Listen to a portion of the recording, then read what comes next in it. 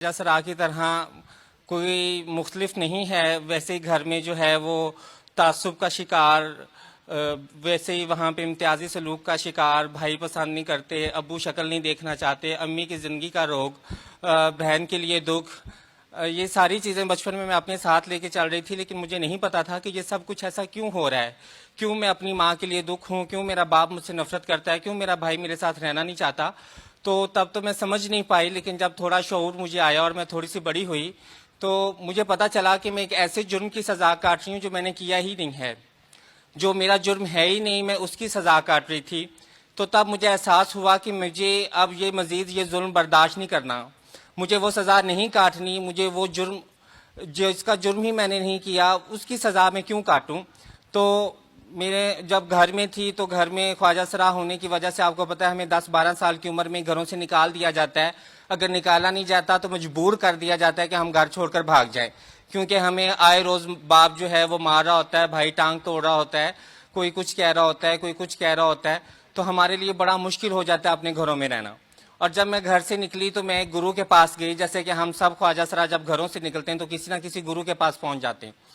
तो मैं गुरु के पास पहुंची तो वहां पे मैंने देखा कि हम सब जो ख्वाजा सरा थे वो एज अ कम्युनिटी रह रहे थे और हमारे पास करने के लिए दो ही शोबे थे, या भीख मांगना या नाचना। तो मेरा शुरू से ही वहां पे जाके दिल नहीं किया ये दोनों काम करने को। मैंने अपने गुरु से सवाल किया, मैंने कहा गुरु हम कोई और काम क्यों नहीं कर सकते, हम नाचने गाने के सिवा कुछ नहीं क्यों नहीं कुछ कर सकते। तो मेरे गुरु ने कहा कि बेटा हम लोग खुसरे हैं और जो खुसरे हैं वो इस मुआशरे में सिवाय नाचने और गाने के और भीख मांगने के कोई काम नहीं कर सकते। तो मैंने अपने गुरु से पूछा कि ये आपको किसने कहा है, ये आपको कैसे पता चला है।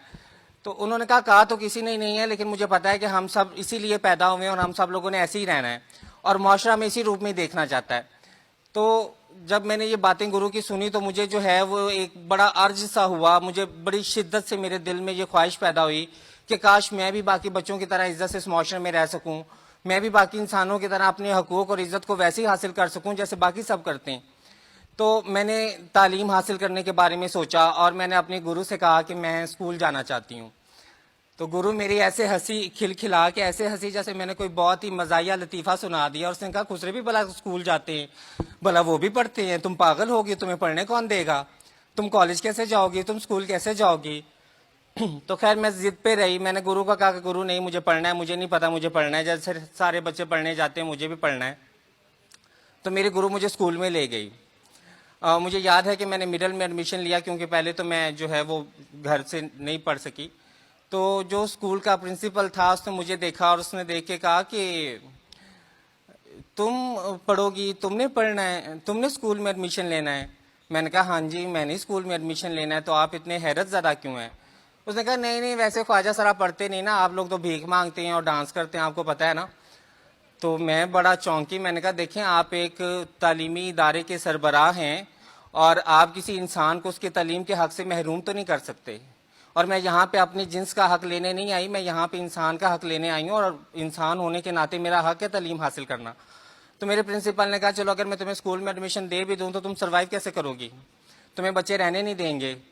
तो मैंने कहा आप उसकी फिक्र ना करें, वो मेरा मसला है, आपका मसला सिर्फ मुझे एडमिशन देना है, आप मुझे एडमिशन दे दें, मैं सर्वाइव ना कर सकी तो मैं चली जाऊँगी। तो एडमिशन तो मिल गया, मैं स्कूल पहले दिन चली गई। लेकिन जब मैं स्कूल में गई तो मुझे ऐसे देख रहे थे जैसे दुनिया का नामा जुबा मैं ही हूँ। 8 तो पहले डिस्कवर कर चुके थे, 9वां शायद मुझ में तलाश कर रहे थे। तो इतनी हैरत ज़्यादा नज़रें बच्चों की और असातिज़ा की मेरी तरफ थी और उन्हें लगा कि शायद मैं यहाँ पे नाचने आई हूँ या भीख मांगने आई हूँ। तो सब तब और ज़्यादा हैरान हुए जब पता चला कि मैं पढ़ने आई हूँ। तो कोई बच्चा साथ बिठाने को तैयार नहीं था। टीचर भी बिल्कुल ऐसे कतरा कतरा के मेरी तरफ देखते थे। तो मैंने ठान लिया था कि मैं स्कूल की इतनी काबिल स्टूडेंट बन जाऊंगी कि हर बच्चा और हर टीचर मजबूर हो जाएगा मुझे अटेंशन देने के लिए। तो मैंने ऐसे ही किया, मैंने दिल लगा के पढ़ाई की, मैंने मेहनत की और मैंने जब अपनी एग्ज़ाम में अपनी क्लास में टॉप किया तो वही बच्चे, वही उस्ताद जो मुझसे आंख चुरा रहे थे, मेरा तारफ़ करवा रहे थे कि ये हमारे स्कूल की टॉपर हैं और इन्होंने टॉप किया है और ये जूली हैं और ये ख्वाजा सरा हैं। तो वो मेरी ज़िंदगी का पहला मरहला था जब मैंने इज़्ज़त को हासिल किया, वो मैंने पहला ज़िंदगी का कदम उठाया